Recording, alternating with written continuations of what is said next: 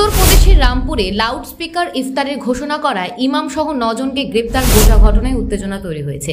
উত্তরপ্রদেশের রামপুরে একটি মসজিদে লাউডস্পিকারে ইফতারের ঘোষণা দেওয়ার পর পুলিশ ওই মসজিদের ইমাম সহ 9 জনকে গ্রেপ্তার করেছে। টান্ডা থানার সৈয়দনগর চৌকি এলাকার মানকপুর বাজারিয়া গ্রামের এই ঘটনা ঘটে। মাইকে ইফতারের সময় ঘোষণা দেওয়ার পর হিন্দুত্ববাদী সংগঠনের সদস্যরা বিক্ষোভ দেখায়, যার ফলে পুলিশ হস্তক্ষেপ করে এবং মসজিদের ইমাম সহ 9 জনকে গ্রেপ্তার করা হয়। পুলিশ মসজিদ থেকে লাউডস্পিকারটি খুলে ফেলে স্পিকারের মাধ্যমে ঘোষণাকে নতুন ঐতিহ্য বলে অভিহিত করেন। 15 থেকে 20 বছর ধরে গ্রামের প্রায় 20টি মুসলিম পরিবারের কাছে মসজিদ থেকে মাইকে ইফতারের সময় ঘোষণা দিয়ে আসছে। এই দিন বিতর্কের কেন্দ্রবিন্দুতে পরিণত হয় যখন ইমাম লাউডস্পিকার ব্যবহার করে ইফতারের ঘোষণা দেন। এই ঘটনার প্রতিবাদে স্থানীয় হিন্দু সম্প্রদায়ের কিছু লোকজন আপত্তি জানান। তারা পুলিশের কাছে অভিযোগ দায়ের করেন। জবাবে 112 জরুরি পরিষেবার পুলিশ ঘটনাস্থলে পৌঁছে উভয় দলের মধ্যে মধ্যস্থতা করার চেষ্টা করেন।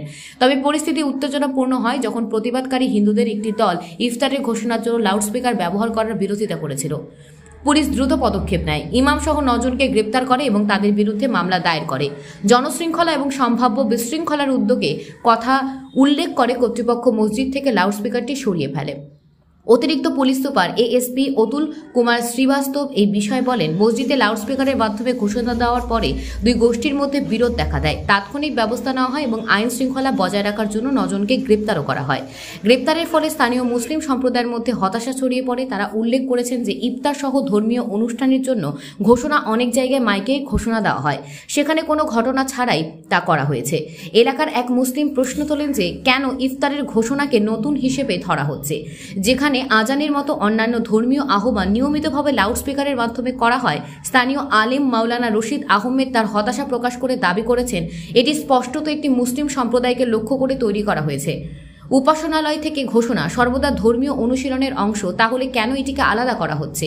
আইন বিশেষজ্ঞ এবং সমাজকর্মী অ্যাডভোকেট শারিক আনোয়ারও পুলিশের পদক্ষেপের নিন্দা জানিয়েছেন। তিনি বলেছেন, গ্রেপ্তার এবং লাউডস্পিকার অপসারণ একটি বিপজ্জনক নজির স্থাপন করেছে।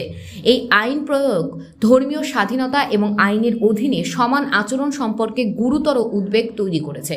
গ্রেপ্তারের পরিপ্রেক্ষিতে স্থানীয় কর্তৃপক্ষ শান্তির আহ্বান জানিয়েছেন এবং বাসিন্দাদের এমন পদক্ষেপ এড়াতে আহ্বান জানিয়েছেন যা পরিস্থিতি আরও খারাপ করতে পারে। এই ঘটনা ধর্মীয় সামাজিক উভয় সংগঠনের পক্ষ থেকে ব্যাপক প্রতিক্রিয়া সৃষ্টি করেছে। কিছু ব্যক্তি গ্রেপ্তারকৃত ব্যক্তিদের অবিলম্বে মুক্তি দেওয়ার দাবি করেছেন এবং পুলিশের অতি সক্রিয়তার নিন্দা করেছেন। তাদের প্রতিক্রিয়ার ন্যায্যতা নিয়েও প্রশ্ন তুলেছেন।